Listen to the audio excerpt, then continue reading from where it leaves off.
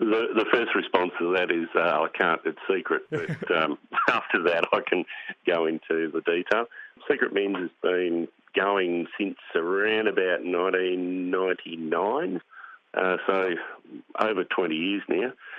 We've actually recycling activities and events now. We look back into our past to see what we did do. And, of course, we've got new clients that don't have no idea what we did back at the start. So it's quite a little bit easy, I suppose, doing it that way. So we've got a whole list of activities that we get up to. Most of the time we meet for morning tea, have a good old talk and get organised, then jump on the bus, go for a drive. Usually have lunch at a hotel, but that doesn't mean it's always at the hotel. I think, and then in the afternoon we go on to the activity. Just recently we've visited the famous carrot farm at Conniva. The thing that happens throughout the day is our men talk to one another and they make connections. They talk to others. Others' problems may be worse than theirs. You know, it's just a connection and friendships are built. So they often meet beyond Secret Men's too, we notice. So those friendships go on beyond. I like that idea of, talking to one another and discovering that other people's problems may be worse than your own or bigger than your own. Not that you should ever, compare, difficulties, but it is interesting sometimes to get a perspective by sharing something, isn't it? Yes. Yeah, it's. I've always felt that through time, there's always someone worse off than yourself. So it makes you think positively, and our men do the same. So from that, it does help their health. They learn perhaps they should go and see a doctor about something that's going on. It's that peer group that we've got going on that seems to work the best. Interesting in the name too, like Secret Men's Business, as much as it is a bit tongue-in-cheek as well. Do you think that kind of plays into the idea that there is still a lot of stigma around talking openly and personally about things close to your heart? Oh, yes. Humour is a fair part of health, I believe. A good laugh does help a lot. It's quite difficult for some of our men to get out and about and ask for help. They find out someone else has already asked for help. Oh, I can do it too. And away they go. It's positive all the way through. They are encouraged to take control of their own health, I suppose. It's good fun.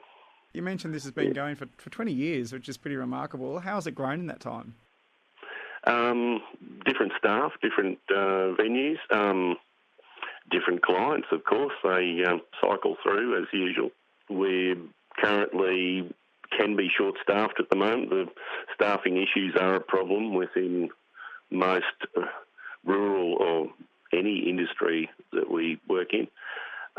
We're always looking for more men's volunteers. We're always looking for more secret men, as we call them. In the 2 decades that you've been running this, are there any sort of examples that stand out? Any moments when you thought, if I hadn't got that lump checked out, it might have turned out to, I was embarrassed to go to the doctor about this lump and it turned out to be bad, so I'm glad I went and, saw it. Or are there any people thinking, I've never shared that with anyone else, but the Secret Men's Business let me do that? Are there any kind of stories or memories like that show the impact of Secret Men's Business? Probably would have been about 15 years ago, early days of Secret Men's. We seem to have what you call a crop of prostate problems. One set the other off. I'm not sure how it happened, but one was getting tested for prostate and the other wanted to know what the symptoms could have been. I'd often drive the bus or in the bus, and you listen to the conversations. So one encouraged the other to go and see their doctor because some of the symptoms were similar. And lo and behold, they caught it early enough. So wow. that was one of the good outcomes. So yes. Is it often a case where people might want to join, but they might feel a little bit self-conscious? So they know someone that does it, and how do they make that step to become one of the secret men? Well, probably the best way is to find one of our secret men. Easier said than done.